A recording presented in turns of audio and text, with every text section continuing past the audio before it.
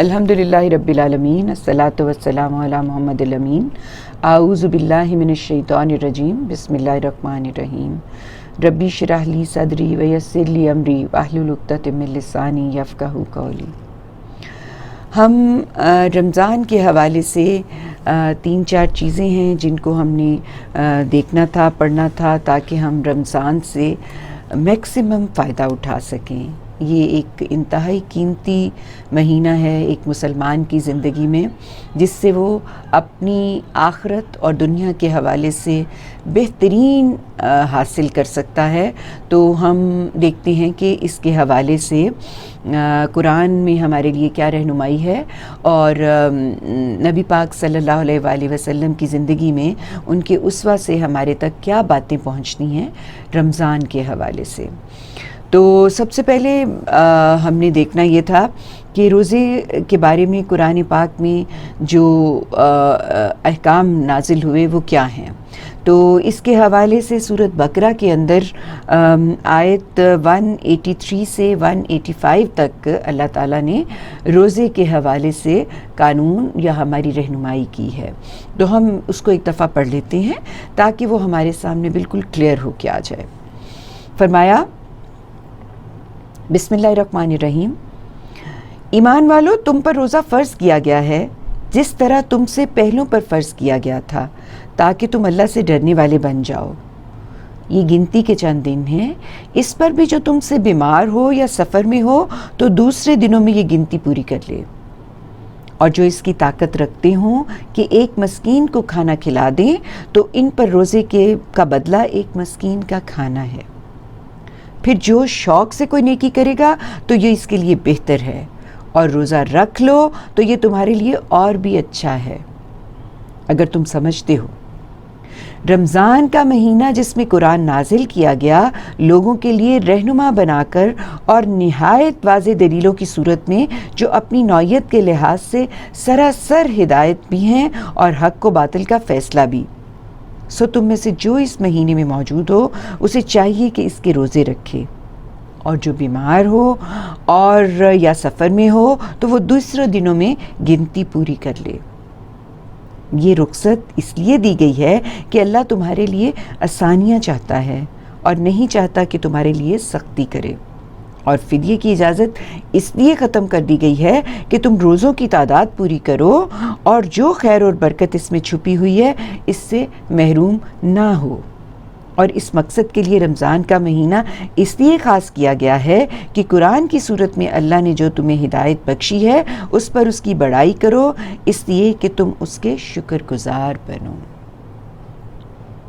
یعنی ہمیں جو پورا رمضان کے حوالے سے گائیڈ لائن ہو سکتی ہے وہ پوری کی پوری ان 2 آیات میں سمو دی ہیں اللہ تعالیٰ نے۔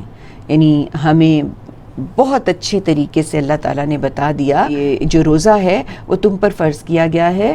ایسا نہیں کہ یہ کوئی نئی چیز ہے، یہ جس طرح پہلے لوگ بھی روزہ رکھا کرتے تھے۔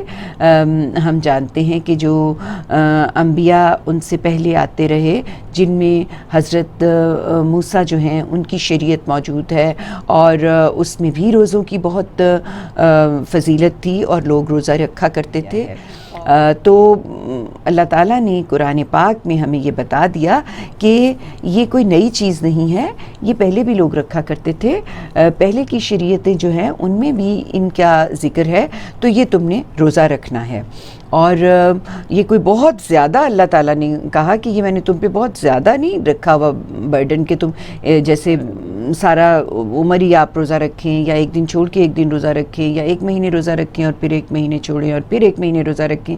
اس طرح کی اللہ تعالیٰ نے بہت زیادہ آپ کو مشکل میں نہیں ڈالا، بلکہ کہا کہ یہ تو چند دن کے، یعنی 30 یا 29 دن کے روزے بنتے ہیں جو تم پر فرض کیے گئے ہیں، اور اس میں بھی بتا دیا کہ اگر تم بیمار ہو گئے ہو ہو یا تم سفر کی حالت میں ہو تو پھر تم یہ روزہ جو ہے یہ نہ رکھو. اور ابتدا میں یہ کہا گیا کہ اگر تم روزہ نہیں رکھ سکتے تو پھر تم مسکین کو کھانا کھلاؤ، اور یعنی اس کا بدلہ بتا دیا، اور وہ جو فدیہ دینا ہے وہ مقرر کر دیا گیا. لیکن پھر بعد میں کہا کہ اگر تم یہ روزہ رکھو، اس کے اندر اتنی حکمت ہے انسان کے لیے، اللہ تعالیٰ نے اس میں اتنی برکت رکھی ہے، اتنا فیض ملتا ہے. اللہ تعالیٰ نے فرمایا کہ یہ تم رکھو تو یہی بہتر ہے، اور پھر ساتھ ہی یہ بتا دیا کہ یہ تمہارے لیے بہتر ہے کہ تم روزہ رکھ لو. اور پھر یہ بتایا کہ یہ روزہ جو ہے نا، اس کے لیے رمضان کا مہینہ اللہ تعالیٰ نے چنا ہے. کیوں چنا ہے؟ ساتھ ہی بتا دیا کیوں. اس میں قرآن پاک نازل فرمایا، یعنی یہ نزول قرآن کا مہینہ ہے. اس میں لیلۃ القدر ہے، جس میں کہ آسمان کے لوح محفوظ سے اللہ تعالیٰ نے قرآن پاک کو فرشتوں کے ذریعے زمین پہ اتارا. تو بتایا کہ یہ وہ قرآن کا مہینہ ہے، لہٰذا اس کی امپورٹنس اس لحاظ سے بھی بہت زیادہ ہو گئی.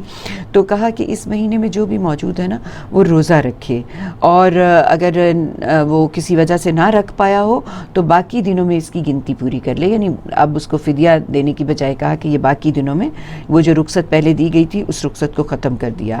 اور پھر یہ کہا کہ اس میں جو خیر اور برکت چھپی ہوئی ہے نا، اس سے کہیں تم محروم نہ ہو جاؤ. اللہ تعالیٰ رحمان ہے، رحیم ہے، وہ چاہتا ہے کہ جس چیز کے اندر جو برکت اس نے انسانوں کے لیے رکھ دی ہے، انسان اس سے مستفید ہوں. تو یہ روزے جو ہیں، اس کے اندر اللہ تعالیٰ نے خاص قسم کی برکت رکھی ہے، اور اللہ تعالیٰ چاہتے ہیں کہ انسان اس سے میکسیمم طریقے سے مستفید ہو. تو اس میں اللہ تعالیٰ نے کہا کہ اس میں جو خیر و برکت چھپی ہے، اس سے تم محروم نہ ہو، اس لیے اگر روزے تم سے چھوٹ جاتے ہیں تو ان کو باقی دنوں میں مکمل کر لو. پھر اس میں یہ فرمایا کہ اللہ نے اس میں جو ہدایت تمہیں بخشی ہے نا، اس کو اس سے مستفید ہو، اور اس پہ شکر گزاری کرو. ہم جانتے ہیں کہ جو روزے کا مقصد اس میں بیان کیا گیا وہ یہی تھا کہ تاکہ تم اس سے تقوی حاصل کرو. یعنی روزے جو ہیں اس کا مقصد تقوی حاصل کرنا ہے، اور تقوی کے نتیجے میں انسان کے اندر شکر گزاری پیدا ہوتی ہے. اور سارا دین جو ہے نا وہ شکر گزاری ہی ہے، اور جو شکر گزاری نہیں کر پاتا وہ ایکچولی خدا کا حق ادا نہیں کرتا. اور جب ہم خدا کا حق ادا نہیں کرتے تو اس کا مطلب یہ ہے کہ ہم اس کو پہچانے ہی نہیں ہیں. روزے ہیں یہ جب اپنے پورے جذبے کے ساتھ ہم رکھتے ہیں تو گویا ہم تقوی حاصل کرتے ہیں، اور جب ہم تقوی حاصل کرتے ہیں تو ہمارے اندر شکر گزاری پیدا ہوتی ہے، اور یہ شکر گزاری ہی ہے جو ہمیں جنت تک لے کے جاتی ہے. اللہ اور بندے کا تعلق جب انسان کا بنتا ہے اللہ کے ساتھ تو وہ لا محالہ، یعنی ہر صورت میں وہ چاہتا ہے کہ اس کا اظہار ہو. یعنی انسان جب خدا کا شعور حاصل کرتا ہے، یعنی اس کے ساتھ جڑتا ہے، ویسے تو ہمارے اندر تصور خدا ہے، اس کو ہمارے اندر چپ لگا کے بھیجا ہے، اس کو ہمیں کہیں باہر سے نہیں لینا پڑتا، ہمارے اندر اس کا تصور موجود ہے. لیکن اس کے ساتھ جب ہمارا تعلق بنتا ہے نا، یعنی ہم اس کو اس کی حیثیت سے پہچانتے ہیں، تو پھر کیا ہوتا ہے؟ اس کا اظہار 3 طریقوں سے ہوتا ہے. یا تو ہم اس کو پرستش کر رہے ہوتے ہیں، پھر یہ ہے کہ اس کی اطاعت کر رہے ہوتے ہیں، یعنی اس کی فرما برداری کر رہے ہوتے ہیں، اس کو مان رہے ہوتے ہیں، اور یا پھر یہ ہوتا ہے کہ حمیت اور حمایت میں اس کے ساتھ ہم کھڑے ہو جاتے ہیں. پرستش کی جو عبادت ہے اس کا اظہار نماز اور زکوٰۃ اور قربانی کی صورت میں ہوتا ہے. جو روزہ ہے اس کو اطاعت کی صورت میں، یعنی انسان کے اندر جو اطاعت کرنے کا جذبہ ہے اس کا اظہار روزے کی صورت میں ہوتا ہے، اعتکاف کی صورت میں ہوتا ہے. اور حمیت اور حمایت جو ہے اس کا اظہار انسان کا حج عمرے کی صورت میں ہوتا ہے. تو جو روزہ ہے یہ انفیکٹ اطاعت کا اظہار ہے، یعنی میں اللہ کی بات ماننے کے لیے کھڑا ہوا، جو اس نے کہا اس کے لیے ہم نے اپنے آپ کو بالکل اللہ تعالیٰ کے سامنے ڈال دیا. یعنی کھانے پینے جس کے لیے بڑا نیچرل بات ہے، میاں بیوی کا تعلق جو بہت نیچرل بات ہے، اس کے اوپر بھی ہم اللہ تعالیٰ کی رضا کے لیے پابندی لگا لیتے ہیں. تو یہ کیا ہے؟ یہ اطاعت ہے. یہ اللہ کی اطاعت ہے جس میں ہم آ کے کھڑے ہو گئے اور ہم نے اس کے سامنے جو ہماری نیچرل ضرورت ہے اس سے بھی ہاتھ اٹھا لیا. تو یہ اطاعت کی نشانی ہے. تو روزہ جو ہے یہ اس کے لیے صوم کا لفظ بھی آتا ہے جس کا مطلب ہوتا ہے کہ کسی چیز سے رک جانا یا کسی چیز کو ترک کر دینا. روزہ جو ہے یہ تقویٰ پیدا کرتا ہے نا ہمارے اندر. تو یہ جو تقویٰ ہے یہ کس طرح پیدا ہوگا؟ یعنی فوراً ذہن میں یہ خیال آتا ہے کہ ہمارا اتنی اطاعت گزاری یہ سارا جو ہم پریکٹس کریں گے، ہماری فطرت میں جو خواہشات موجود ہیں، جو دائیات موجود ہیں، ہم ان سے رک جائیں گے تو یہ کیسے ہوگا؟ یعنی یہ جو ہم تقوی کے لیے کر رہے ہیں یہ سب کچھ، یہ تقوی ہمارے اندر کیسے پیدا ہوگا؟ تو اس میں 3 چیزیں ہیں جن کو ہم نے اپنے سامنے رکھنا ہے. ایک ہے اطاعت، یعنی اطاعت کا احساس ہمارے اندر پیدا ہو. دوسرا ہمارے اندر جواب دہی کا احساس ہو. اور تیسرا یہ ہے کہ ہمارے اندر صبر پیدا ہو. اگر ہم یہ 3 چیزیں نوٹس کرتے ہیں کہ روزے کے نتیجے میں ہمارے اندر پیدا ہوتی ہیں تو سمجھیں کہ آپ نے تقویٰ حاصل کر لیا. یعنی پہلی بات میں نے آپ کو کہی کہ اطاعت کا احساس، یعنی آپ کو یہ لگے کہ آپ بندگی اور عاجزی کے لیول پہ کھڑے ہیں. یعنی آپ کے اندر جو ایک انسان کے اندر میں ہوتی ہے، سرکشی ہوتی ہے، ہر چیز کو اپنے لیے بہترین سمجھ کے باقیوں کو نگیٹ کرتے ہوئے جو ہم سوچتے یا عمل کرتے ہیں اس کو چھوڑ دینا، یعنی اس سے نکل آنا. جب ہم اطاعت گزاری کی حالت میں ہوتے ہیں نا تو یہ آپ کے اندر عاجزی پیدا کرتی ہے. یعنی اگر روزہ رکھا ہے اور آپ بڑھ بڑھ کے باتیں ہی کرتے رہے، آپ لوگوں کے ساتھ لڑائی جھگڑے کرتے رہے، آپ کے معاملات سرکشی والے ہی رہے، تو پھر آپ کے اندر عاجزی نہیں، آپ کے اندر بندگی نہیں، آپ نے اللہ کا حق نہیں پہچانا، بلکہ آپ روزہ محض ایک نام کا روزہ آپ نے رکھ لیا. تو روزے میں پہلا احساس جو پوری قوت سے آپ کے اندر بیدار ہونا چاہیے وہ بندگی کا احساس ہے، وہ اطاعت کا احساس ہے، وہ آپ کی عاجزی کا احساس ہے کہ مجھے نفس کے ساتھ فائٹ کرنی ہے. جو مجھے ڈی ٹریک کرتا ہے نا، میں نے اس نفس کو ہارنس کرنا ہے، اس کی میں نے تربیت کرنی ہے. تو اس کے لیے میں نے اللہ کے حکم کی تعمیل کرنی ہے اور میں نے پروردگار کا بندہ بن کے اپنے آپ کو دکھانا ہے. تو تقویٰ اصل میں اللہ کا بندہ بن کے زندگی گزارنے کا نام ہے نا. تقویٰ اصل میں اللہ کا بندہ بن کے زندگی گزارنے کا نام ہے. تو یہ جب آپ روزہ رکھتے ہیں اور آپ تقویٰ حاصل کرنا چاہتے ہیں جو کہ اس کا مقصد ہے، تو پھر آپ کے اندر عاجزی، اطاعت گزاری، خدا کا بندہ ہونے کا شعور، خدا کے سامنے خدا کے ساتھ جڑنے کا احساس، اس کی عبادت گزاری کا احساس، اس کی اطاعت گزاری کا احساس، یہ آپ کے اندر ہونا چاہیے. یہ ہوگا تو پھر آپ سمجھیں کہ آپ نے تقویٰ حاصل کرنے کے لیے پہلا سٹیپ اٹھا لیا. پھر اس کے بعد دوسری چیز آپ کے اندر جواب دہی کا احساس ہونا چاہیے، اکاؤنٹیبلٹی. یعنی یہ بات آپ کے اندر روزہ رکھنے سے ضرور پیدا ہوتی ہے اگر آپ تقویٰ تقویٰ حاصل کرنا آپ کا مطمع نظر ہے. تو یہ بات آپ کے اندر ہوگی کہ میں نے اللہ کے سامنے حاضر ہونا ہے، میں نے اللہ کے سامنے جواب دینا ہے. ایک دن قیامت آنی ہے، ایک دن میں نے اس دنیا سے چلے جانا ہے، پھر میں نے اٹھنا ہے اور اللہ تعالیٰ کے سامنے میں نے حاضر ہونا ہے. یہ احساس آپ کے اندر پیدا ہوتا ہے کب؟ جب آپ روزہ اس نیت سے رکھتے ہیں کہ وہ رب جس نے مجھے پیدا کیا ہے اس نے مجھے یہ حکم دیا ہے اور میں نے اس کی اطاعت گزاری کرتے ہوئے اور جواب دہی کا احساس اپنے اندر رکھتے ہوئے کہ ایک دن مجھے اس کے سامنے حاضر ہونا ہے، یہ میں کروں گا. تو پھر آپ تقوی تک پہنچ سکیں گے یا تقوی اس سے حاصل کر سکیں گے. تو یہ ایک غیر معمولی ریاضت ہے، یعنی یہ کوئی ایسا نہیں ہے کہ آپ بڑی آسانی سے اس بات تک پہنچ جائیں کہ آپ کو تقویٰ مل جائے یا تقویٰ اٹین کر لیں، یا آپ اللہ کے بندے اس طرح سے بن جائیں، اللہ سے ڈرنے والے اس طرح سے بن جائیں جیسے کہ اللہ چاہتا ہے آپ سے۔ یہ ریاضت ہے، اور اس ریاضت میں بڑی ہی اہم چیز یہ ہے کہ آپ کے اندر جواب دہی کا احساس ہو کہ ایک دن میں نے اللہ کے حضور حاضر ہونا ہے اور اس نے میرے سے سارے معاملات کے بارے میں پوچھنا ہے۔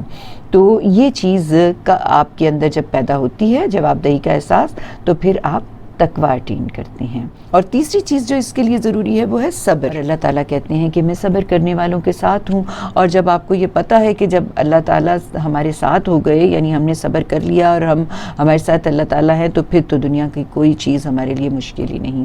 تو روزہ جو ہے، اگر اس نے آپ کے اندر صبر پیدا کر دیا، اور آپ نے جب بہت بھوک لگی اور آپ نے سوچا کہ نہیں، میں نے تو خدا کے لیے یہ بالکل چھوڑ دیا، میں نے تب تک جب تک مجھے اجازت نہیں ملتی، یعنی مغرب کی اذانیں نہیں ہوتی، تب تک میں نے روزہ رکھا ہوا ہے اور میں نے کوئی چیز نہیں کھانی، میں نے نفس کی جو ڈیمانڈز ہیں ان سے اس وقت تک پرہیز کرنا ہے جب تک اللہ تعالیٰ نے مجھے کہا۔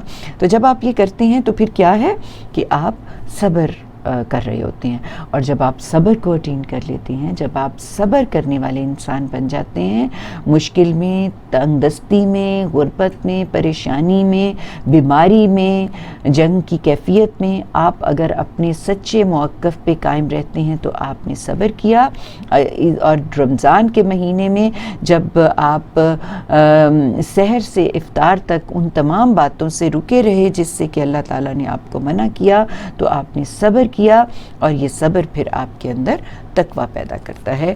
گویا اطاعت اور جواب دہی اور صبر، یہ تین چیزیں ہیں جو اگر آپ رمضان میں ان کے لیے روزہ رکھ کے کوشش کرتے ہیں تو پھر آپ تقویٰ حاصل کر لیتے ہیں، وہ تقویٰ جو کہ اللہ تعالیٰ نے روزے کا مقصد رکھا ہے۔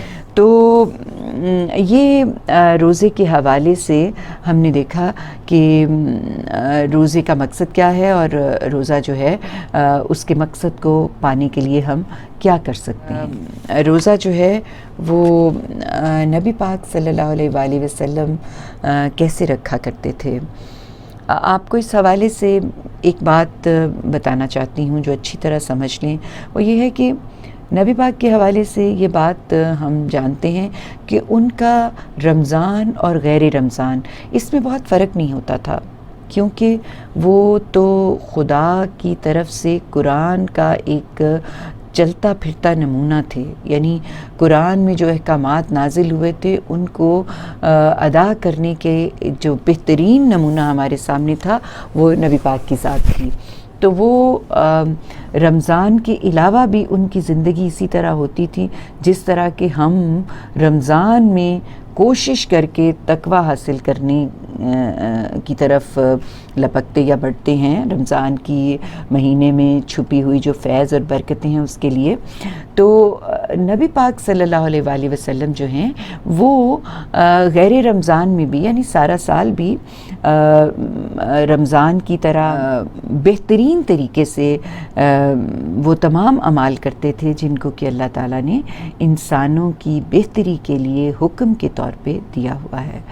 تو لیکن جو چیزیں خصوصی کیا کرتے تھے نبی پاک، وہ صدقات اور خیرات جو ہیں ان کے حوالے سے وہ بہت زیادہ ایکٹیو ہو جاتے تھے، ایک بات۔ دوسرا یہ ہے کہ عبادت کے لیے جو پچھلی رات کا اٹھنا ہے، قیام اللیل، وہ ان کے رمضان میں بہت زیادہ ہو جاتا تھا، یعنی غیر معمولی وہ ایک اس کے لیے اہتمام کرتے تھے، اور اپنی فیملی کو بھی اس کے لیے بہت اہتمام کے لیے کہتے تھے۔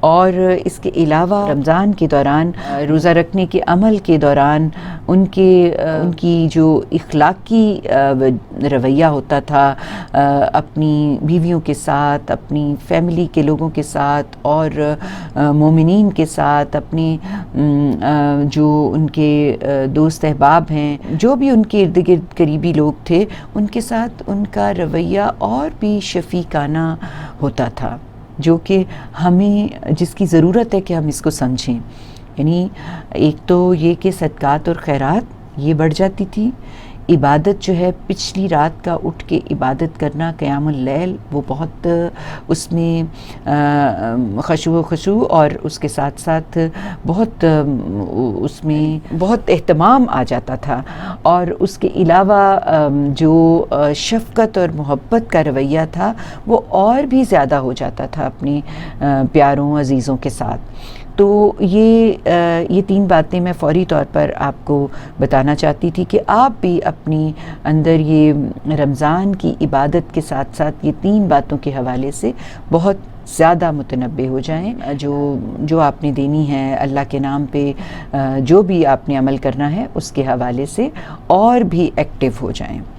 تو یہ ہمارا آج روزے کے حوالے سے ابتدائی جو تعارف تھا وہ میں نے آپ کو دیا۔ اس سے پہلے ہم نے روزے میں جس طریقے سے ہم نے روزہ رکھنا ہے اور کیا کیا چیزیں ہیں جن کا خیال کرنا ہے یہ میں نے آپ کو بتا دیا تھا، لیکن ایک نظر پھر سے اس پہ جلدی سے ڈال لیں کہ روزے کا جو ہے اس میں کیا کچھ آپ نے کرنا ہے، کس طریقے سے اس کو لے کے چلنا ہے۔ اس میں سب سے پہلی بات یہ ہے کہ چاند نظر آئے تو مہینہ شروع کر لینا ہے، مہینہ 29 کا بھی ہو سکتا ہے اور 30 کا بھی، اور چاند کو دیکھ کے روزہ کھول کے جو شعبان ہے اس کے 30 دن پورے کرنے ہیں چاند کو دیکھ کے۔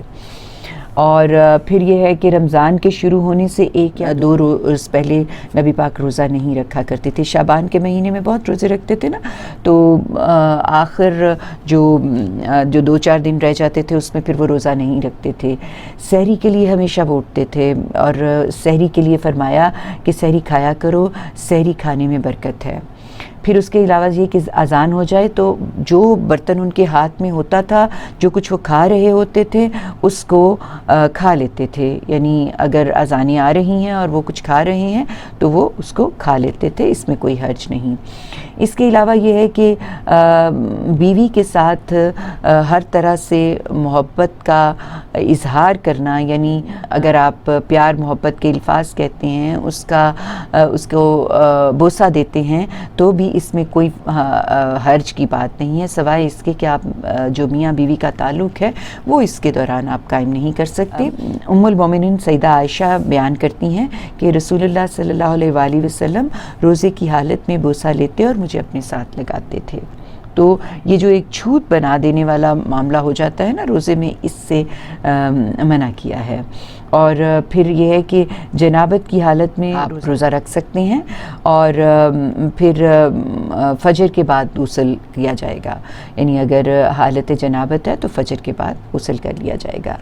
پھر یہ ہے کہ آدمی بھول کر اگر کچھ کھا لے تو اس سے روزہ نہیں ٹوٹتا، اس کے لیے نبی پاک نے فرمایا کہ یہ تو اسے اللہ نے کھلایا پلایا ہے۔ اس کے علاوہ یہ کہ اعتکاف رمضان کے دوسرے یا تیسرے عشرے میں پورے 10 دن کے لیے کیا جائے تو یہ بہتر ہے، اور روایتوں سے معلوم ہوتا ہے کہ نبی پاک پورے آخری عشرے کا اعتکاف کیا کرتے تھے۔ اور آخری بات اس کے حوالے سے یہ بھی یاد رکھیں کہ جان بوجھ کے روزہ توڑنا بہت بڑا گناہ ہے۔ اگر انسان سے کوئی غلطی سرزد ہو جائے تو اس کے لیے وہی کفارہ ہے جو قرآن مجید نے زہار کے لیے مقرر کیا ہے، اور جب کوئی اپنی معذوری کا اظہار کرتے تو اس پہ اصرار نہیں کیا۔ اور یہ کہ روزہ کھولنا جو ہے اس کے لیے باقاعدہ دعائیں ہیں جو کہ ہمارے پاس موجود ہیں، جس کو پڑھ کے روزے کے جب کھلنے کا ٹائم ہوتا ہے وہ بہت ہی قیمتی وقت ہے، اس قیمتی وقت کو بہترین طریقے سے دعا مانگتے ہوئے ادا کریں، اور دعا مانگتے ہوئے روزہ کھولیں آپ۔ بلکہ اس کے حوالے سے بہترین بات یہ ہوگی کہ آپ جب روزہ کھولنے کا وقت آئے تو اس سے کچھ دیر پہلے اپنے کام جو ہیں وہ سمیٹ کے تو روزے کے انتظار کھلنے کے انتظار میں اپنی دعائیں جو ہیں اللہ تعالیٰ کے حضور میں پیش کریں۔ تو یہ ایک اچھا طریقہ ہے روزے کے حوالے سے جب آپ نے کھولنا ہے اس کے لیے۔ تو یہ ساری باتیں تھیں جو کہ آپ کو روزے کے قانون کے حوالے سے تھوڑی سی گائیڈ لائن آپ کے ذہن میں ہونی چاہیے تھی۔ اس کے علاوہ اگر آپ کو کوئی روزے کے متعلق مزید بات چیت کرنی ہو تو ہم انشاءاللہ اگلی دفعہ ملیں گے تو پھر اس کے حوالے سے بات چیت کر لیں گے۔ اجازت، اللہ نگہبان۔